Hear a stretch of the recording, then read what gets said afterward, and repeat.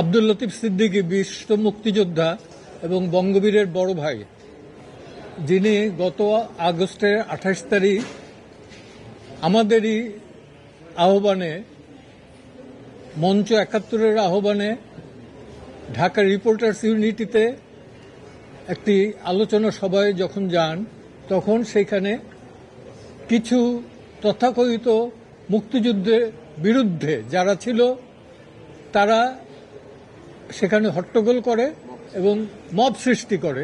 তার ভেতরে যারা যারা ছিলেন আপনারা প্রত্যেকেই জানেন যে ডিআরইউ ঢাকা রিপোর্টার্স ইউনিটির পক্ষ থেকেও কিন্তু একটা প্রতিবাদ লিপি দেওয়া হয়েছে।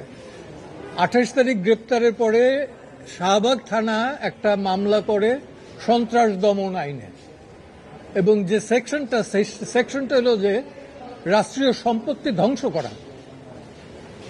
তো কোর্টে আমরা এগুলো দেখাইলাম যে এই অবস্থা, এবং এটা তো well reported by the newspaper এবং মিডিয়া। তো যে কারণে কোর্টে বলল যে এদের সাথে তো এদের কোনো সম্পর্ক, এটা কি নষ্ট করছে, কি বিনষ্ট করছে।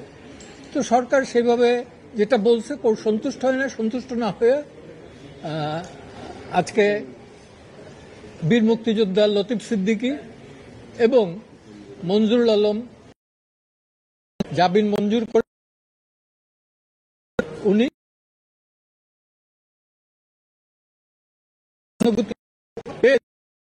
সৌহার্দ্যতা পেয়েছি, তার জন্য মিডিয়া কাছে, নিউজ প্রিন্ট এবং ইলেকট্রনিক্স মিডিয়া, তার কাছে আমরা কৃতজ্ঞ। সামনে আছে জোর লড়াই, মুক্তিযুদ্ধ বনাম মুক্তিযুদ্ধ বিরোধী। সেই লড়াইয়ে যাতে আমরা জিততে পারি, জিতবো, এতে কোনো সন্দেহ নাই।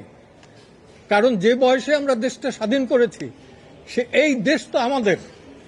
এই দেশে থেকে স্বাধীনতার বিরুদ্ধে, মহান মুক্তিযুদ্ধের বিরুদ্ধে, 72-এর সংবিধানের বিরুদ্ধে কোনো কথা বলতে আমরা দেব না। এখন তো উনি মুক্তি পেতে পারবেন, আর অন্য কোনো মামলা নেই, দিবে না আমার মনে হয়। সরকার যদি শুভবুদ্ধির উদয় হয় তাহলে দিবে না। শুভবুদ্ধির যদি উদয় হয়, সেই শুভবুদ্ধির উদয় সাপেক্ষে আর কি। আর আমার ধারণা যে রাষ্ট্রের যিনি অ্যাটর্নি জেনারেল, তিনি নিশ্চয়ই এটা নিয়ে উচ্চ আদালতে আরো যাবেন না। যদি যান তা আমরা ফেস করব।